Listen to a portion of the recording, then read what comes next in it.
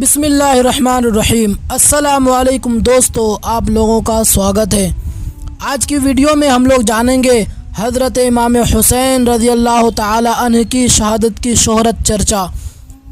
سید الشہداء حضرت امام حسین رضی اللہ تعالی عنہ کی پیدائش کے ساتھ ہی آپ کی شہادت کی بھی شہرت عام ہو گئی۔ حضرت علی، حضرت فاطمۃ الزہرا اور دیگر صحابہ کبارہ اہل بیت کے جانثار رضی اللہ تعالی عنہم سبھی لوگ آپ کے زمانہ شیر خارگی ہی میں جان گئے کہ یہ فرزند ارحم بند ظلم و ستم کے ہاتھوں شہید کیا جائے گا اور ان کا خون نہایت بے دردی کے ساتھ زمین کربلا میں بہایا جائے گا، جیسا کہ ان احادیث کریمہ سے ثابت ہے کہ جو آپ کی شہادت کے بارے میں وہ ارد ہیں۔ حضرت ام الفضل بنت حارث رضی اللہ تعالی عنہ یعنی حضرت عباس رضی اللہ تعالی عنہ کی زوجہ فرماتی ہے کہ میں نے ایک روز نبی اکرم صلی اللہ تعالی علیہ وسلم کی خدمت مبارکہ میں حاضر ہو کر حضرت امام حسین رضی اللہ تعالی عنہ کو آپ کی گود میں دیا۔ پھر میں کیا دیکھتی ہوں کہ حضور کی مبارک آنکھوں سے لگاتار آنسو بہ رہے ہیں۔ میں نے عرض کیا، یا رسول اللہ، میرے ماں باپ آپ پر قربان ہوں، یہ کیا حال ہے؟ فرمایا، میرے پاس جبرائیل علیہ السلام آئے اور انہوں نے یہ خبر پہنچائی کہ ان امتی ستقتل ابنی ھذا، میری امت میرے اس فرزند کو شہید کرے گی۔ حضرت ام الفضل فرماتی ہے کہ میں نے عرض کیا، یا رسول اللہ، کیا اس فرزند کو شہید کر دے گی؟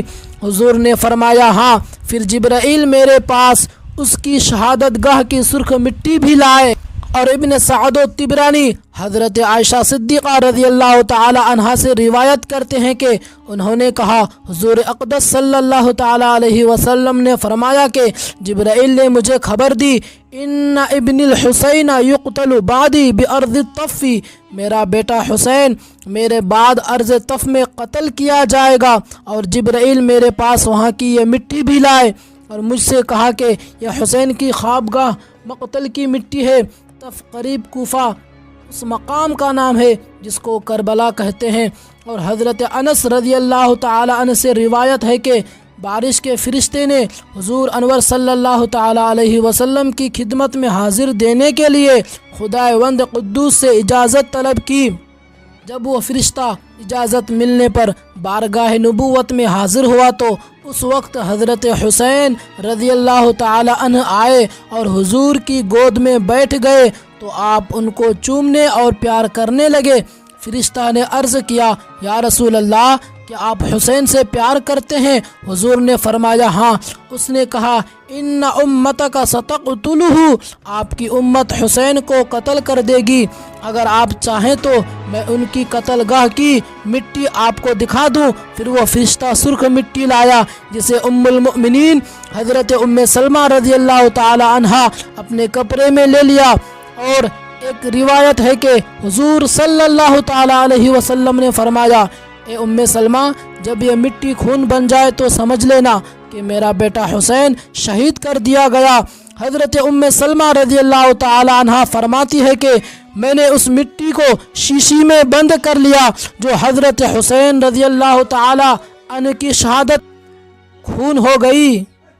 اور ابن سعد حضرت شعبی سے روایت کرتے ہیں کہ حضرت علی رضی اللہ تعالی عنہ جنگ صفین کے موقع پر کربلا سے گزر رہے تھے کہ ٹھہر گئے اور اس زمین کا نام دریافت فرمایا۔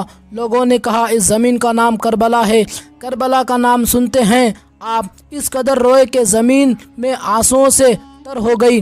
پھر فرمایا کہ حضور صلی اللہ تعالی علیہ وسلم کی خدمت میں ایک روز حاضر ہوا تو دیکھا کہ آپ رو رہے ہیں۔ میں نے عرض کیا، یا رسول اللہ، آپ کیوں رو رہے ہیں؟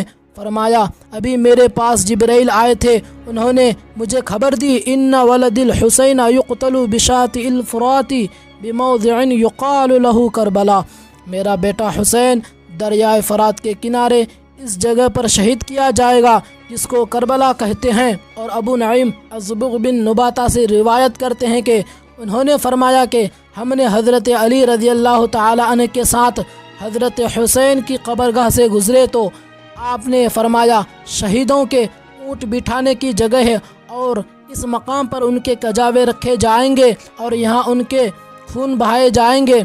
आले मोहम्मद सल्लल्लाहु ताला अलैहि वसल्लम के बहुत से जवान इस मैदान में शहीद किए जाएंगे और ज़मीन व आसमान उन पर रोएंगे।